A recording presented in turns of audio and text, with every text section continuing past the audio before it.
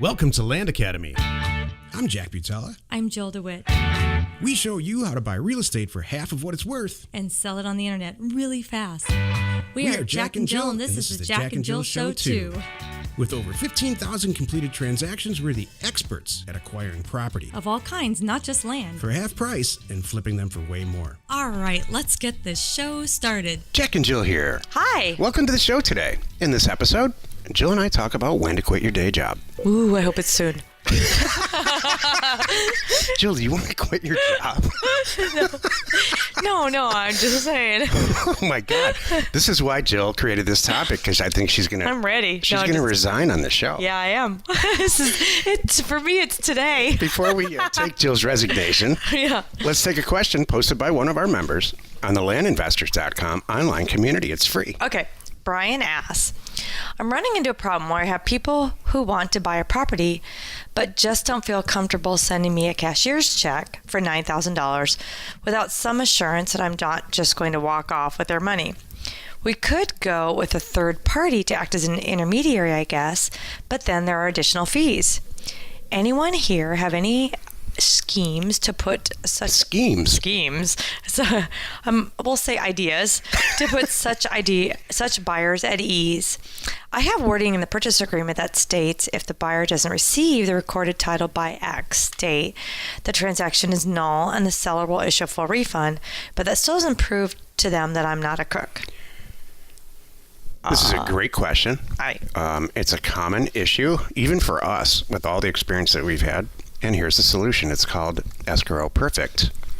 And it will be, it's one of the companies and solutions that Jill and I are providing. And it will be, our doors will be open. The website will be open, I don't know, about 60 days. So quite simply, think of it as title/escrow, but without all the title insurance and without all the expense. It's going to cost a few $100s to get the whole deal done. What you need, and this is why people used to use lawyers and now they use title companies or escrow companies to close trick deals. So it's an unrelated third party and it removes that necessity of trust. And it gives you some type of recourse if something goes south. It's a great question, Brian. What about today? What does Brian do today? You know, it depends on the geography. Jill, what would you do, Jill? I mean, we've faced this. I don't know if we've faced it this month, but we've faced it. Yeah, I mean, I guess I would go back to the buyers and, honestly, sometimes it's one of the times I turn things on them. What would make you feel better?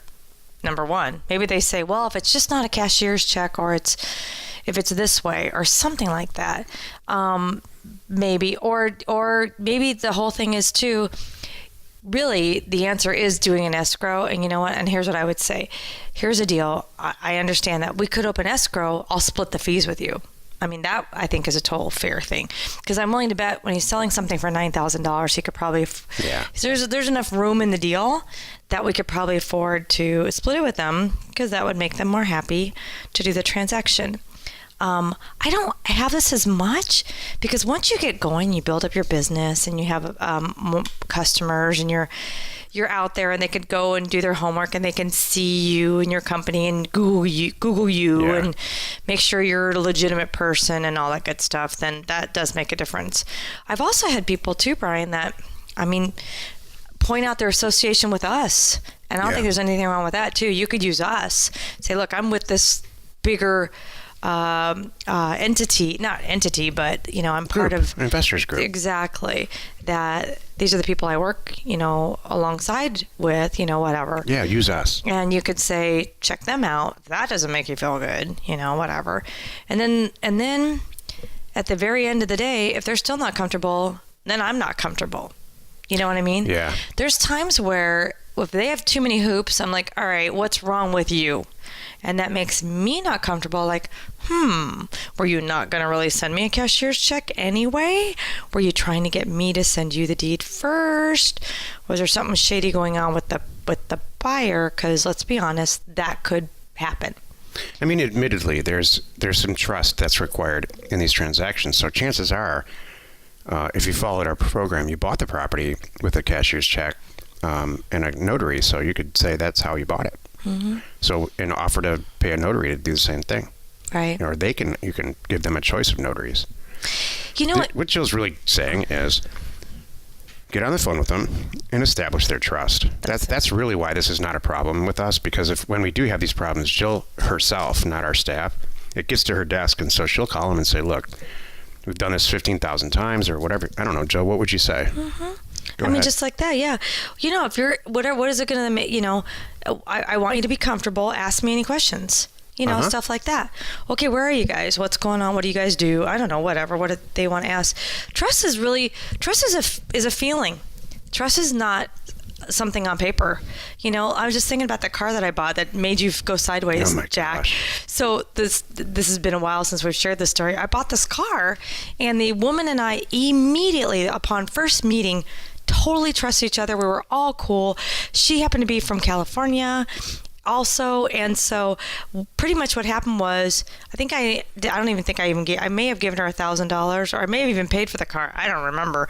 And I drove off with her car, and I didn't have the title yet because there was a title thing, and Jack was like, "Oh my God!" There's Jack a was title thing. Jack was so nervous That's what she calls it. I handed her money and I took the car. He's like, she could turn around and call and say it was stolen. There's 9 things. Exactly. No, 90 things. That Jack was sorry. I'm like, no, but so what? I have a piece of paper that she signed. Great, that makes her feel better. And I'm like, no, we're all cool. And it was a good, 6 weeks until She just paid the car off. Right. And she was waiting for the bank, which is way out of state, to return the lien-free title. Right. So she could officially sell it to me. And it was so darn funny. Because I'm like, we're wrong? Good. Yeah. Jack's like, oh my God, there's insurance issues. There's all these things. Oh my God. But you know what? It was a trust thing. And you know what happened in the end? Jill was 100% right. It worked out. And it worked out great. The car is great. Everything, it was a picture perfect deal. Mm-hmm. And Jill got really what she wanted, which was to drive the car for nothing. Put the top down and her hair in the wind because she has a feeling.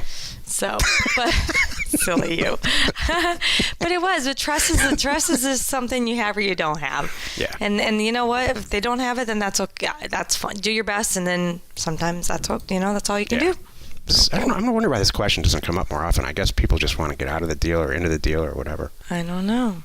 It doesn't happen that much for us either. In fact, I can't remember the last time. Mm-mm. Maybe I just don't know. You don't know. Just kidding. If you have a question or you want to be on the show, reach out to either one of us on landinvestors.com. Today's topic, it's Jill's topic, when to quit your day job. This is the meat of the show. Do it now. Just rip off the Band-Aid. Oh, my gosh. Do it now. Oh, Jill. I'm totally kidding. Could you imagine? No. People are quitting their jobs Sweetheart, babe, come on.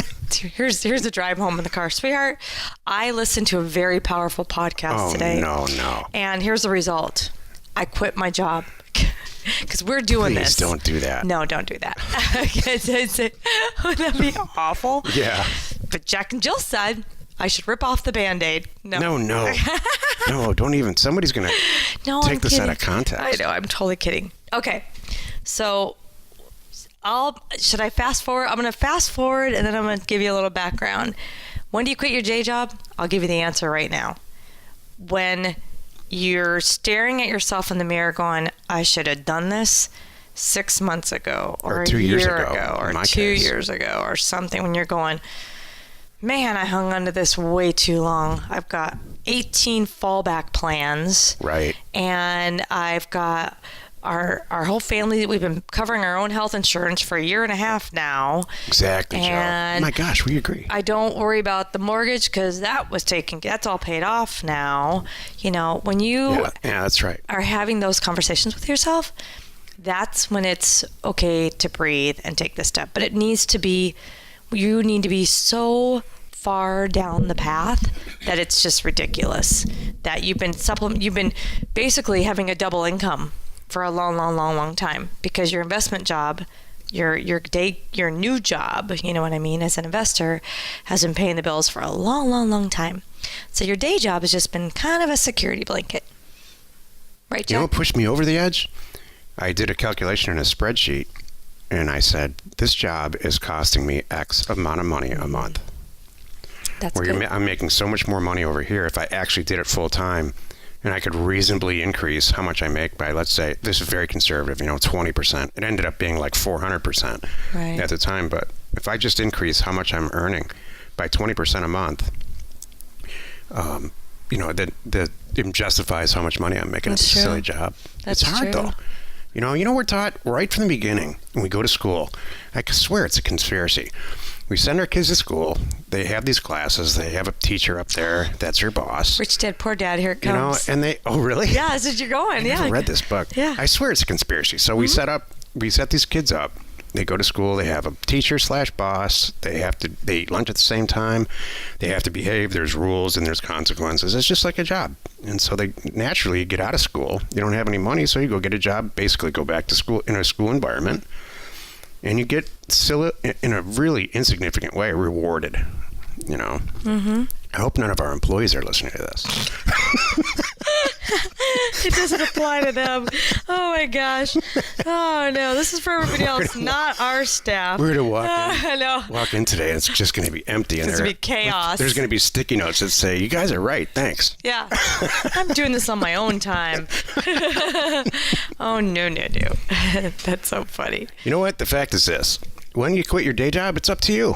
I quit mine like 2 months late, and I literally had, just what Jill described, absolutely no debt in any way, and like $500,000 or $600,000 in my checking account. So, am I saying you should wait that long? No, but that's my take on it. That's what worked for me. All right, I didn't know. I didn't have a land academy, by the way. Yeah. Or land investors. I was like sending letters out and doing. It was only you. It was you, dependent of you. Going to tax sales and stuff. I'm like, how long can this last? Mm-hmm. Well, I can make X amount of money last for a really long time, and I did. So, and worked out. It worked out for me. Right. I'll tell you. And I've started and closed several businesses. That's a different topic. But fortunately, this was not one of those. So. You came to me. Do you remember that? You came to me because I was literally, it was so funny. I've said this before. I had one desk facing one direction, one desk facing the other direction, because the day job I had at the time was working remote a lot. So I would be working from my home office, and I would be working. I flip around because the phone would ring, and I flip around, do some land stuff, and I flip back around and go back to that, and I flip back around because there's a land thing, and I flip back around. It was tiring. And then there was times that I was working with the quote unquote day job, and I was missing calls for the land job. And that, for me, was a little bit of a revelation. I'm like, shoot, I'm losing money right now because I'm not available to answer this phone. This is bad, And right. then you joined in too, because you saw the effort I was able to put in for the day job, and I couldn't quite mirror that effort, at least not on call like this with the other job. So you realize, whoa, if we took that out of the equation and you just did this, wow. So last week I brought up, I'm going to bring it up again. I'm actually writing a book. I'm wrapping it up actually. I don't know what the title is going to be, but what it's really about is a young man's guide to making the good professional career decisions. Stuff that I wish someone would have told me a long time ago.